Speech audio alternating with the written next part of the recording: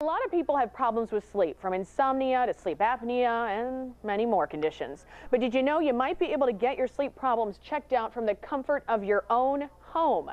Dr. Joseph Ogile from the Clayton Sleep Institute is here to tell us about some home sleep testing. And then this is KSDK intern Jimmy Bernhardt. Oh gosh, I kept saying that. I'm like, not Barnhart, Bernhardt. But anyway, thanks for doing this. And you're all hooked up here. And doctor, you can do this from home because a lot of times to go into the sleep lab, you're not at home.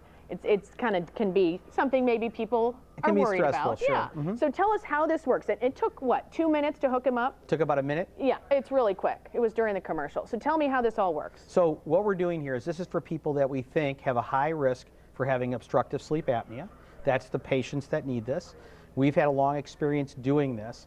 The patient comes to the lab after, if we assess them and say that they're the right patient, they'll come by, we explain it to them. It takes a minute or two for our expert technicians to put it on them. They just they take it off, kick it home, and they put it back on when they go to bed.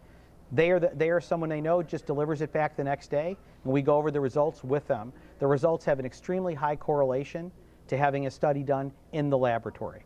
Okay, so you just sleep one night, weeks, or? Our failure, we in 3 years haven't had a failure where we haven't been able to make the diagnosis in one night.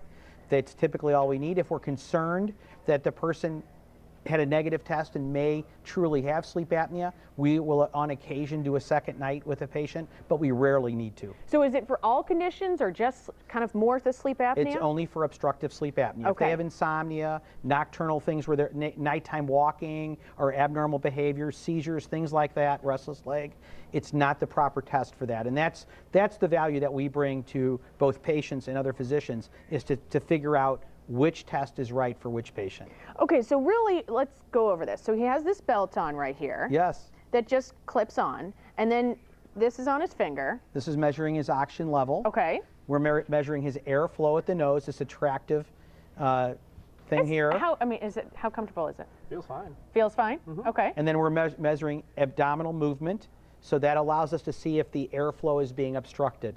And so we get a significant amount of data in just one night. It's quite remarkable, and patients are very pleased. Then based on that data, we'll make recommendations for the therapy they should to try to pursue with us. And doctor, so many people have sleep apnea and don't even realize it. We have people that work here that had it for years and say they never knew it, figured it out, and it changed their entire life. It's inspiring. It's great for patients. It's inspiring to us.